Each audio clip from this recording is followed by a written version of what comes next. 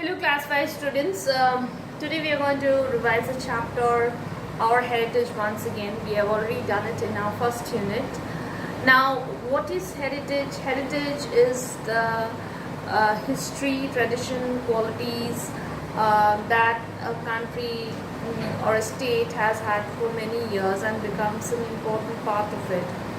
Now, as we can see that heritage is divided into two, natural heritage and the cultural heritage.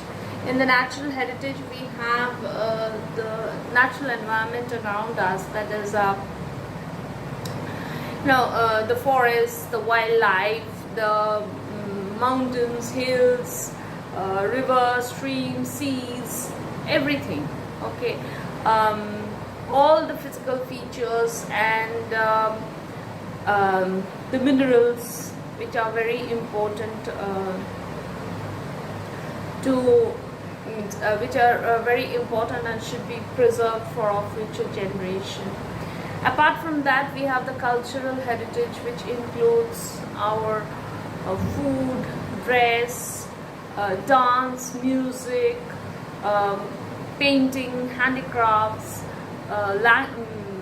language, then literature, sports, name it.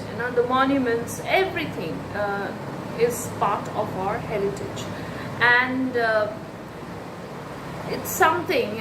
These are something which has been brought down from one generation to the other, and it makes a country very unique. Rather, India is a land of unity in diversity. Diversity means there are so many states, and each state speaks a different language, but still, we are united. Okay, and not only that, we celebrate so many festivals, but it's like we do it in such a way so that it's like means we can still maintain that bond between us. Let's see what is let's once again go through what's there in your book. There are many things that once belonged to their people earlier to people of earlier generations and now have been passed down to us. These include customs, traditions, festivals, buildings, art forms such as dance and music, paintings, costumes, handicrafts, food, pottery, coins, etc. So name it all, and it's part of our heritage. All these are part of our rich culture and have come down to us from people who lived before us. This is known as heritage. So whatever our history, the tradition, the culture, whatever is there, which has been there in the past and now it's still there, that is, it has been passed down from one generation to other, is known as heritage. So heritage is the history, traditions and qualities of a country or society has had for many years, and that are considered an important part of its character. India is a land of diversity. Each state in India has its own distinct food, costumes, languages, dance, languages, music and handicrafts. People all over India celebrate different festivals and follow different religions and customs.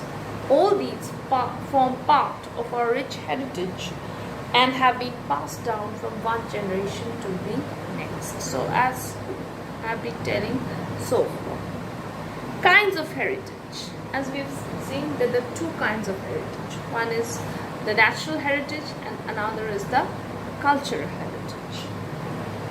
Natural heritage, the natural environment, which includes forest, wildlife, mountains, hills, rivers, lakes, seas, deserts, valleys, minerals and other natural features of our country forms our natural heritage. They are very, so as I said, the whole environment around, the natural environment around us and whatever is there forms part of our natural heritage.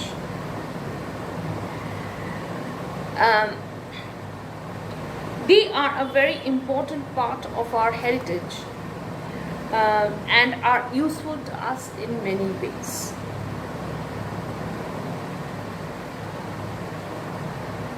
They need to be protected so that future generations are able to enjoy their benefits.